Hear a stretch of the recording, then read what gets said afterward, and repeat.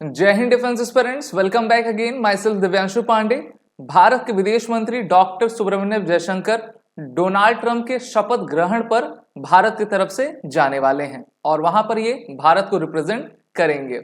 तो ये मीटिंग और ये शपथ ग्रहण भारत और अमेरिका के संबंधों के लिए किस प्रकार से महत्वपूर्ण रहेगा, इसके बारे में हम इस वीडियो में चर्चा करेंगे। शुरुआत करते हैं आज के सेशन की। हम सभी जानते हैं कि भारत और अमेरिका एक दूसरे के काफी क्लोज एलाई हैं। अमेरिका ने भारत को अपना डिफेंस स्ट्रेटेजिक पार्टनर पहले से डिक्लेयर किया हुआ है।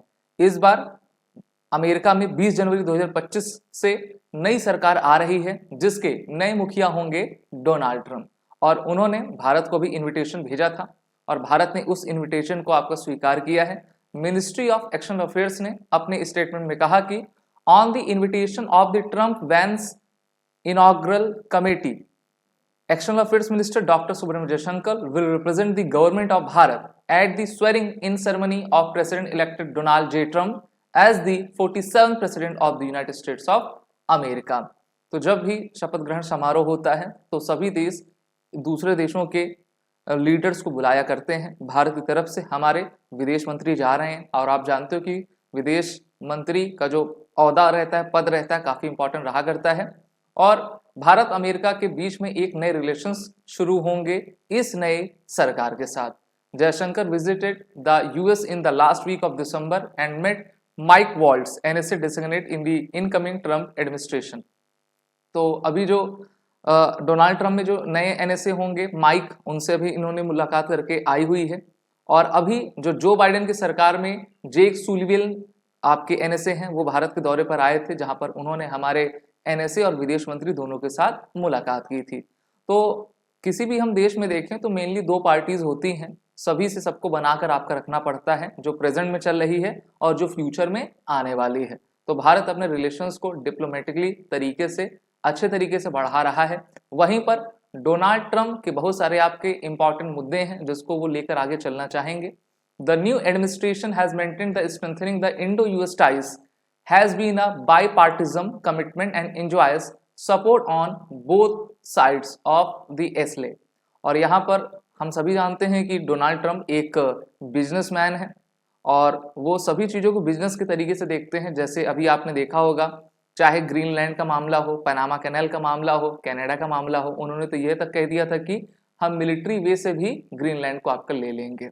वहीं पर भारत के साथ जो है, इन्होंने कहा कि भारत ने अगर हमारी बातें नहीं मानी ट्रेड से रिलेटेड, तो हम टैरिफ्स अधिक से अधिक इंपोज करेंगे और हो सके तो हम 100% टैरिफ भी आपका इंपोज कर देंगे। ठीक है। तो और इन्होंने मोदी जी को टफ निगोशिएटर पहले से कह के रखा हुआ है। तो भारत तो अपने इंटरेस्ट के अनुसार ही चलेगा। डोनाल्ड ट्रंप भी चाहते हैं कि चीन को काउंटर करने के लिए अमेरिका को अगर सबसे अधिक किसी की आवश्यकता है पूरे एशिया रीजन में, साउथ एशिया रीजन में, तो वो भारत की है। और इस तरीके से ट्रंप ये भी कहेंगे भारत से कि देखिए, दोनों देशों के बीच में जो व्यापार चलता है उसमें ट्रेड डिफिसिट सबसे अधिक अमेरिका को होता है और इस कारण से उसको पूरा करने के लिए भी भारत अपने तरफ से प्रयास करे। Delhi believes that growing assertiveness of China has been a strategic glue for Bharat and US, including under Trump 1.0, and expect that to continue in his second term as well। देखिए, विश्व में दो अभी पावर्स हम देख पा रहे हैं, इकोनॉमिकली और मिलिट्री पावर, जिसमें एक अमेरिका है और दूसरा आपका चाइना है। अमेरिका को कंसर्न सबसे अधिक ये है कि उनकी पूरी मैन्युफैक्चरिंग जो सेटअप यूनिट है अमेरिका ने अमेरिका में नहीं लगाई है, बल्कि उन्होंने चाइना में, एशिया में इस्टेब्लिश की हुई है। डोनाल्ड ट्रंप इस बार मागा कैंपेन को लेकर आगे बढ़ रहे हैं, यानी कि मेक अमेरिका ग्रेट अगेन, और उन्होंने कहा कि हम अमेरिका में मैन्युफैक्चरिंग यूनिट को इस्टेब्लिश करेंगे और इससे चीन को काफी आपका धक्का मिलेगा, क्योंकि वर्ल्ड की जो 30% मैन्युफैक्चरिंग यूनिट्स हैं वो पूरी की पूरी आपकी चीन में है। तो इस कारण से एक हम कह सकते हैं कि जियोपॉलिटिकल क्षेत्र में एक नया परिवर्तन देखने को मिल सकता है। Trump champion the Quad grouping by reviving it and expected to continue with it. 2017 में क्वाड समिट की शुरुआत हुई थी और इस बार 2025 में क्वाड की समिट को भारत के द्वारा होस्ट किया जाएगा, जहां पर डोनाल्ड ट्रंप भारत आएंगे और ये क्लियर कर दिया गया है। तो ये तो सेरेमनी है, शपथ ग्रहण, जो कि इंपॉर्टेंट रहा करती है, और इसके बाद जो है ट्रंप भारत की यात्रा पर आएंगे। आपको मैं बता दूं, ईयर 2020 में ये भारत में आए हुए थे ना, नई दिल्ली में आए थे, अहमदाबाद आए थे, इनका काफी अच्छा तरीके से स्वागत किया गया था।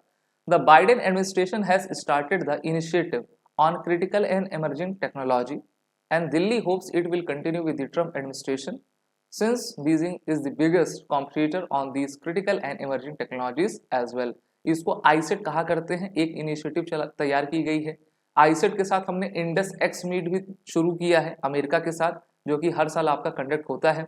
अभी आप देखिए हमने प्रवासी भारतीय दिवस भी मनाया ना, तो ये पूरा सप्ताह आपका हमने प्रवासी भारतीय दिवस मनाया हुआ है। तो भारत यही चाहता है कि अमेरिका जैसे देश से हम इम्पॉर्टेंट और क्रूशियल ट्रांसफर ऑफ टेक्नोलॉजी कर सकें। वहीं अमेरिका भारत से ये चाहेगा कि भारत हमको अधिक से अधिक मार्केट में शेयर दे और हमारे जो डिफेंस ट्रेड डेफिसिट है उनको पूरा करता जाए। नेक्स्ट मंथ फ्रांस के प्रेसिडेंट के द्वारा भारत के मोदी जी को बुलाया गया है, क्योंकि फ्रांस जो है आर्टिफिशियल इंटेलिजेंस समिट आपकी कंडक्ट कर रहा है और इसमें फ्रांस के द्वारा जो है डोनाल्ड ट्रंप को भी आपका इन्विटेशन भेजा गया है। तो हो सकता है कि अगले महीने आपको एक ऐसा मंच दिखे जहां पर वर्ल्ड के 3 leaders Modi ji, Emmanuel Macron और डोनाल्ड ट्रंप एक साथ आपके नजर आएंगे। ट्रंप जो नए आ रहे हैं इनकी सरकार से जियोपॉलिटिकल नेक्सस और चेंजेस इस प्रकार से आएंगे, क्योंकि भारत का पड़ोसी आप देख लीजिए बांग्लादेश है। बांग्लादेश में मोहम्मद यूनुस एक तरीके से इंटरिम गवर्नमेंट के हेड बने हुए हैं और इनको बनाया गया है, किसके द्वारा बनाया गया है? वही डीप स्टेट के द्वारा बनाया गया है, सोरोस एंड कंपनीज के द्वारा। तो 20 जनवरी के बाद हो सकता है कि ये भाग लें। अब ये कहाँ भाग के जाएंगे? क्या अमेरिका ये भाग के जाएंगे? क्योंकि अमेरिका में तो किसकी सरकार है अब? डोनाल्ड ट्रंप की सरकार है। तो बांग्लादेश में भी काफी बड़े परिवर्तन आपको देखने को मिलेंगे। वहीं पर डोनाल्ड ट्रंप ने पहले से कह के रखा है कि जैसे ही मैं राष्ट्रपति बनूंगा तो मैं तो एक दिन में ही रशिया यूक्रेन के बीच का जो कॉन्फ्लिक्ट है उसको शॉर्ट आउट कर दूंगा। और उन्होंने यूक्रेन से पहले कह के रखा है जो आपकी जिद है कि आपको नाटो में ज्वाइन होना है, उस जिद को आप तुरंत छोड़िए, ठीक है? तभी हम रशिया को इस बात पर मना पाएंगे। तो युद्ध तो ना ही हो तभी पूरे विश्व के लिए आपका अच्छा है। और अगर हम पिछला कार्यकाल ट्रंप का देख लें तो ट्रंप एडमिनिस्ट्रेशन के द्वारा किसी भी युद्ध में, किसी भी देश में युद्ध थोपा नहीं गया था। तो हम भी यही कामना करेंगे कि रिलेशंस अच्छे हों और दोनों देश एक दूसरे के साथ हाथ में हाथ मिलाकर आगे बढ़ते जाएं। वीडियो अच्छी लगी हो तो इस वीडियो को लाइक करें, शेयर करें, हमारे कोर्सेज में इनरोल हो जाएं और सभी कोर्सेज की लिंक नीचे डिस्क्रिप्शन बॉक्स में दी गई है। जय हिंद।